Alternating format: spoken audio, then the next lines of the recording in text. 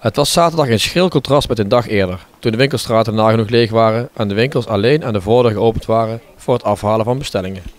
Na de persconferentie van vrijdagavond konden ondernemers in de detailhandel opgelucht ademhalen. De winkels mochten na een lockdown weer open. Ja, dat klopt inderdaad. We waren enorm blij dat we nou weer lekker kunnen winkelen en doen waar we goed in zijn.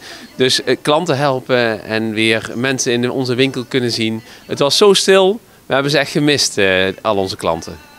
De ondernemers hebben zware tijden achter de rug. De toekomst ziet er voorlopig zonnig uit. De zorgen lijken van de baan. Ja, nou, psychisch was het gewoon een hele grote klap. Want je kunt opeens helemaal niks meer. Dus je moet weer die motivatie vinden. Nou, die komt af en toe echt uit je tenen. Om door te gaan, om weer dingen te bedenken. Om creatief ermee om te gaan. Dat proberen we ook iedere keer. We proberen toch weer iedere keer met nieuwe initiatieven te komen. En ja, gelukkig hebben we ook een afdeling, de herenafdeling, die we helemaal op de schop gaan nemen in het voorjaar. En daar zijn we gewoon alvast mee begonnen. Het contrast met de horecaondernemers was schril. Burgemeesters in heel Limburg stonden oogluikend toe dat cafés en restaurants bij wijze van protest eenmalig tot 5 uur open mochten zijn.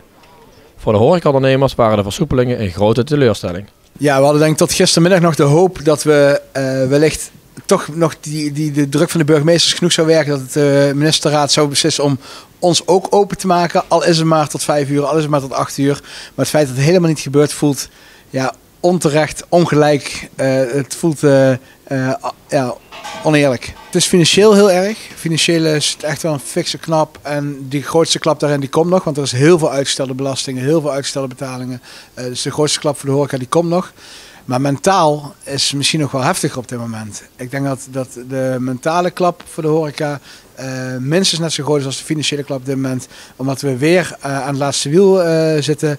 We worden weer overgeslagen bij een ronde heropeningen. En weer wordt er niet gelijkmatig ruimte geboden aan verschillende branches. Dus ik denk dat voor horeca, evenementen en cultuur de pil heel bitter is en dat de teleurstelling heel groot is. Schapendonk blijft strijdbaar. Hij hoopt net als zijn collega's dat ook voor de cultuurbranche en de horeca de coronaregels snel worden versoepeld. Ja, we maken vandaag een statement dat het gewoon voor ons klaar is. De koek is op. We hebben dat in goed overleg met de gemeente Venray gedaan. Die geven ons ook de ruimte om dit statement te maken vandaag.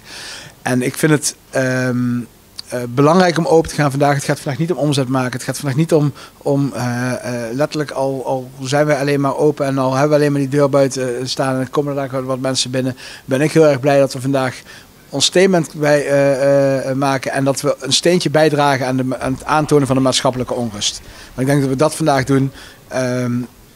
Kenbaar maken dat voor ons wel een grens bereikt is en dat voor ons wel, het is klaar. En morgen zijn we weer dicht en dat doet heel veel pijn. En het doet vanavond alle lampen en alle koelingen weer uitzetten is weer een keer slikken, denk ik. Maar ja, dat we vandaag even ons signaal mogen laten zien, dat vind ik goed. Daar ben ik blij mee. Het winkelend publiek genoot zaterdag ouderwets. Moeders en dochters, gezinnen en stelletjes, vrienden en vriendinnen die samen op pad gingen. Voor 1 dag was het oude normaal een feit. Dames, weer lekker aan het winkelen. Gemist? Ja, eigenlijk wel ja.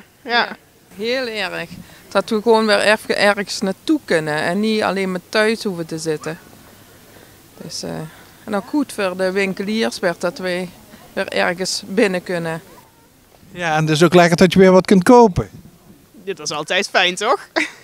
Ja. Hoe heb jij het gemist in al die tijd?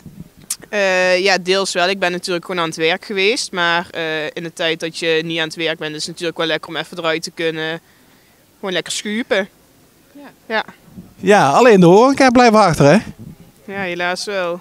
Ja, het is triest. Triest voor de horecaondernemers. Ja, die mogen wat mij betreft ook open.